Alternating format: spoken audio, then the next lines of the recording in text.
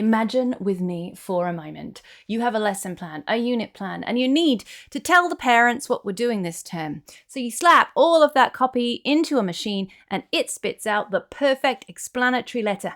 It can even translate it into multiple languages for parents who do not have English as their first language. Not only that, but it's learning about your kids and your curriculum as you go, and it's starting to get really, really good at suggesting differentiated lesson ideas, tools, assessments. My goodness, wouldn't that save you time?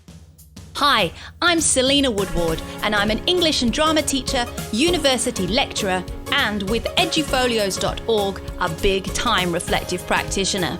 So how can reflective practice help you grow your teaching skills, fall in love with your profession all over again, and help you nail accreditation and teacher registration with less stress and less work? Well, this is the Reflective Teacher Podcast. Hi there, and welcome to another episode of the Reflective Teacher Podcast. As always, I am your gracious host, Selena Woodward, and I am super excited today because I'm going to get to nerd out about technology.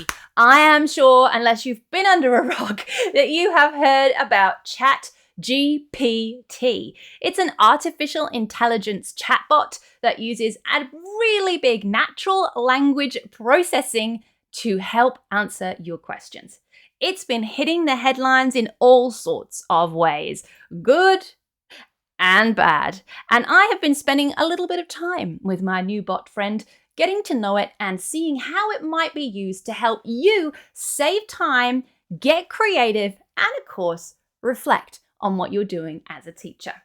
Now, because I am a super nerd and I love demonstrating software, I have made a series of 3 or 4 videos that you are most welcome to watch. So if, as you listen to this episode today, you think, that sounds cool, how do I do that? I want you to head over to our YouTube channel to find a small playlist of videos I've made for you about Chat GPT. When you get there though, I need you to do me a favor. In return for this beautiful tutorial, 3 or 4 of them, I would love you to like and subscribe to our YouTube channel. I know that if you're watching this on our YouTube channel, you love teaching. You want to be the best teacher you can be, and you do not want to miss out on any special episodes. So although if you're on my list, I send you a message every week, I need you to hit subscribe to these videos right now. Done that? Okay, go check out those tutorials over in our playlist for Chat GPT and comment below and let me know how you use them. Okay, if you're listening to this in the car on our podcast platform, to do that, you're going to head to youtube.com/edufolios, EDUFOLIOS, or simply head to edufolios.org/podcast and follow the links from there, like gingerbread crumbs, fairy tale like. Now, on to the fun stuff. Chat GPT. Is it really a new thing? Well, not really. I mean, it's been around since October, November in the headlines. And in the last couple of months, it's had over 100 million people sign up for it and play with it. It is proving to be so popular that it's in the news everywhere, like I say. But the fact that it is an artificial intelligence that uses natural language processing is really not all that new. So if you're used to asking Google or Siri or whoever does the bidding in your house for you questions so they can answer them, then you're used to using natural language processing. If you've been using Presenter Coach in PowerPoint to score how you or your kids are delivering presentations, if you've been using the literature tool in Word or the spell check or any of those tools that give you suggestions about your writing in Microsoft Word, you've been using a natural language processing AI.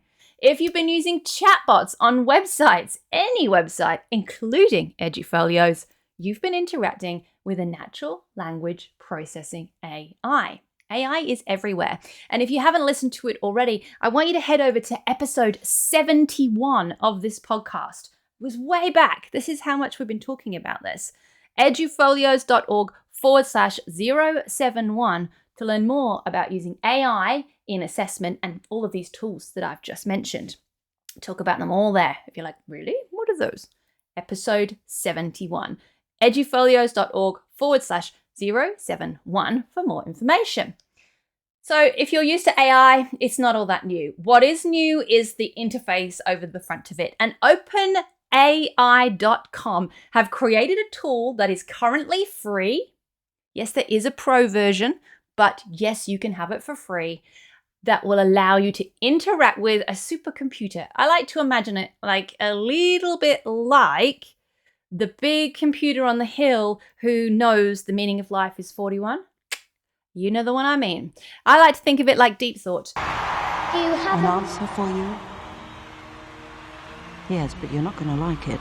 It's deep thought, and they know lots of things. And the OpenAI allows you to ask questions and somebody responds. Now, I talk to Chat GPT as if it is a person, possibly because I'm a tiny bit scared that if I'm not kind to the robots and there is a Terminator-style revolution, bad things will happen to me.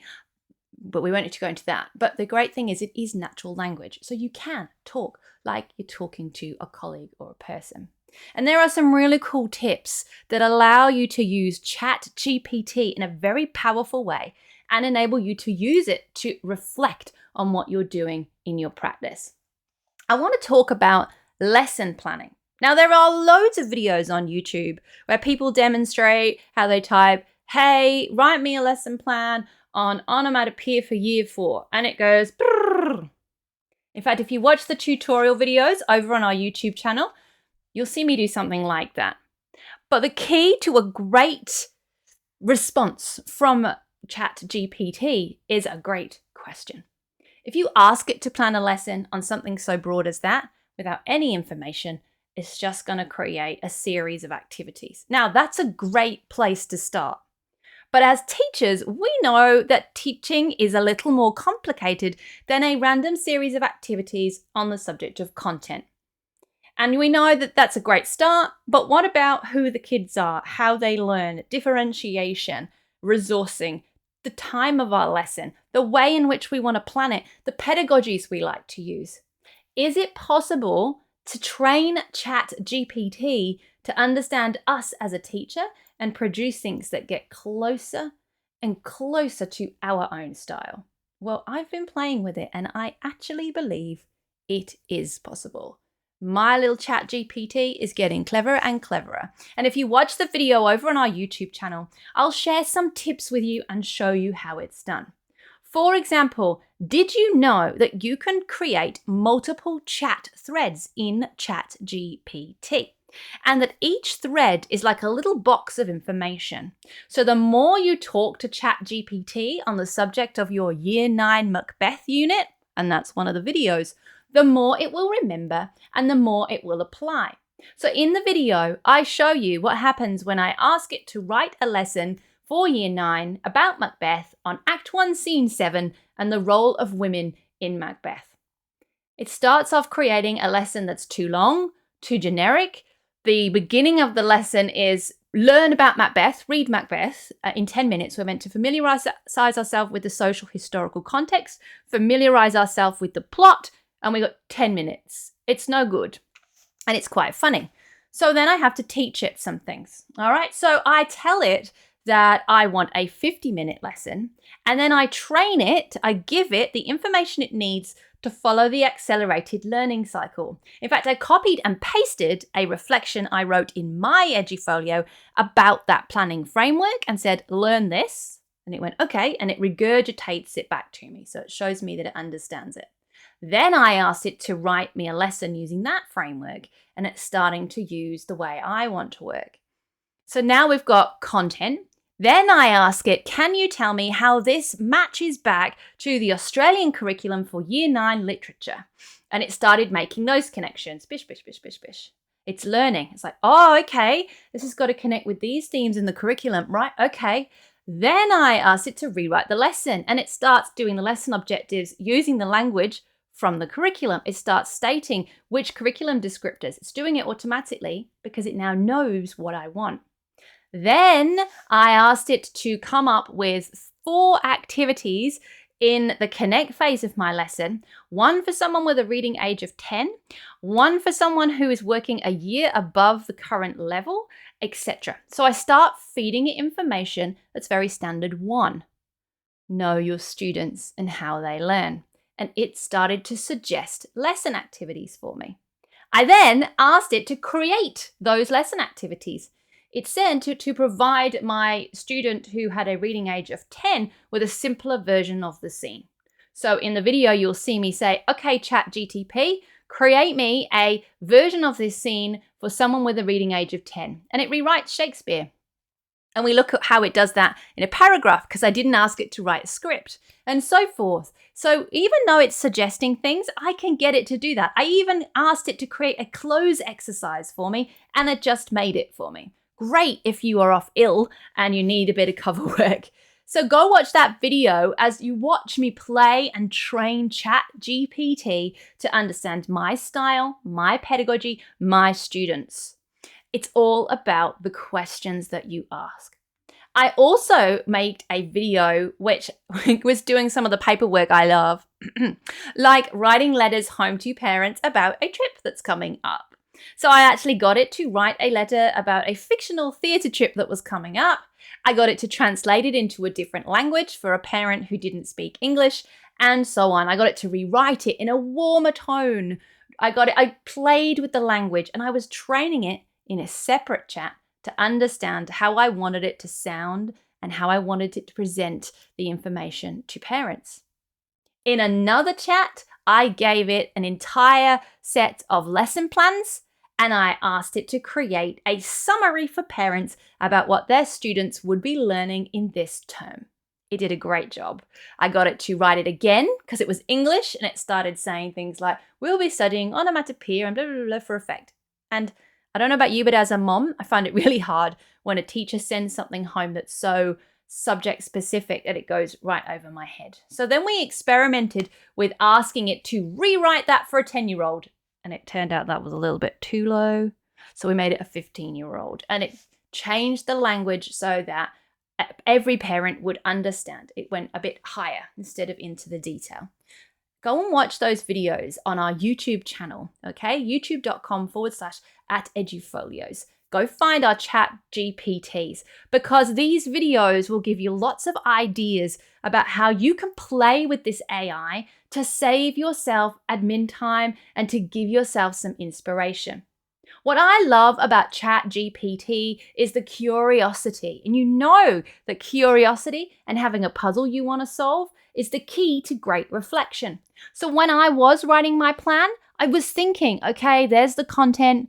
Where are the students? Okay, there's the students and the content. Where's the assessment? And it was making me process and reflect on my lesson. That got me thinking about assessment. So I made another video, I know, right? In which I showed you how to use Chat GPT to create success criteria. Teach it the success criteria. It will then generate an example that would give you 5 out of 5. And then input a student's piece of work and say, score this out of 1 to 5 for each criteria. Now, I would use that with my students.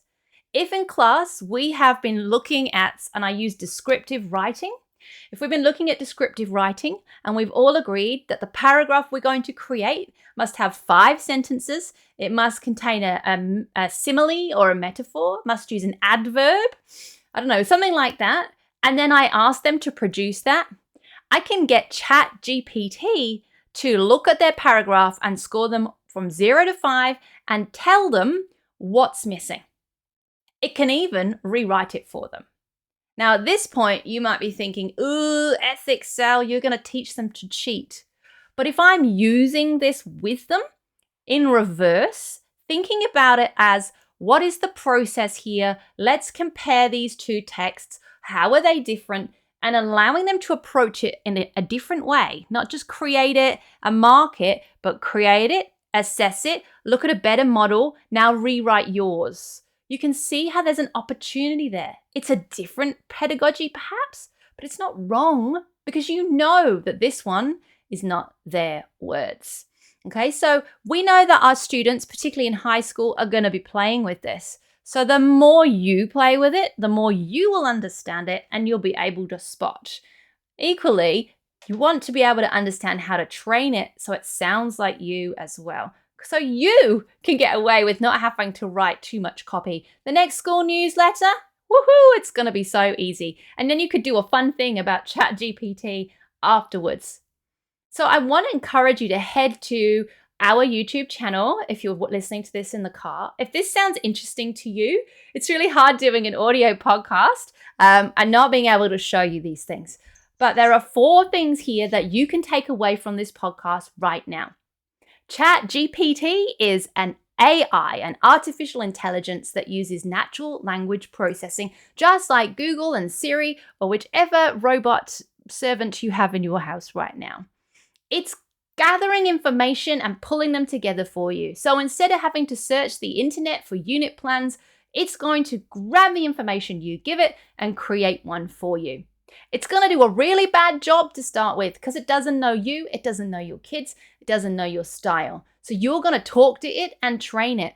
But you're going to know that if you leave the chat open for Year 9 Macbeth, the more you train it, next time you want to plan a lesson for Year 9 Macbeth, it's going to remember everything you told it. The kid whose reading age is 10, the kid who's 1 year ahead of where they should be. It's going to know that, and it's always going to plan for that when it writes a lesson plan. So it's going to help you to think a little more detailed about differentiation, about content, about assessment, because it's got that information in it and you can bring it forward. If you're looking at your lesson plan at uni and you're like, I really want to apply this particular framework, you can even ask it to rewrite your plan for you. Now, you're never going to just pick up the lesson plan and deliver it. I wouldn't advise that, but it is going to give you a spark of inspiration to help you plan something amazing. By asking the questions that you are choosing to ask ChatGPT, you're slowing down the process of creating that lesson and giving yourself the opportunity to check, have I considered my students' differentiation, assessment, etc.? And alongside those Australian professional standards for teaching, you are going to be able to create a really rigorous lesson, and you're going to be able to see how that goes. So there's that. There's also the fact that it can assess, it can compare data points. So you can give it criteria and ask it to check. So you can give it your assignment's rubric, give it your assignment and say, give me a score for this bit and this bit. And it will say, hey, you haven't done this bit. It'll do that for you. How could you use that?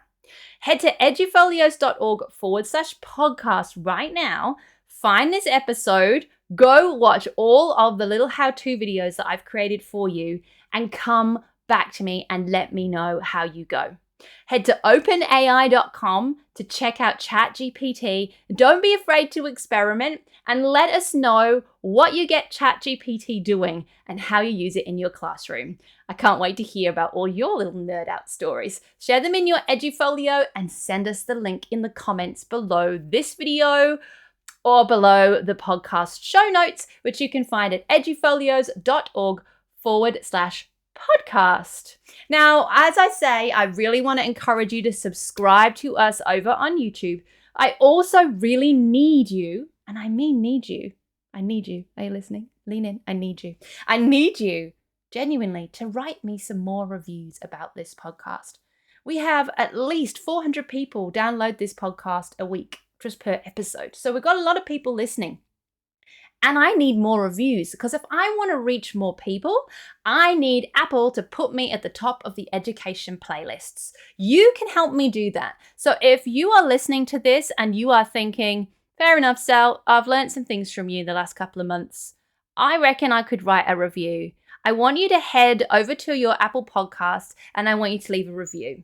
Now, the link for doing that is on all of our show notes. So please head to edufolios.org/podcast. You will find a link to leave us a review. Please do leave us a review because it helps us, as I say, to get higher up in the charts, get more listeners and spread the word. So a couple of homeworks for you today, my peoples.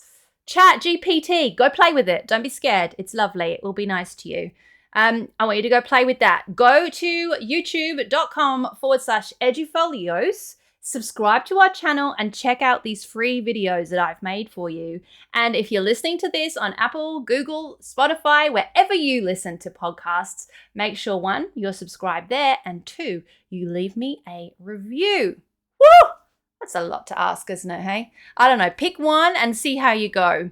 Next week, we're going to dive into Neurodiversity Week. We're getting closer and closer to that celebration of all things neurodivergent. So strap yourself in. We're going to start looking at all sorts of standards and how we can start addressing our lens of neurodiversity. Until then, that's it for this episode of the Reflective Teacher Podcast. Take care.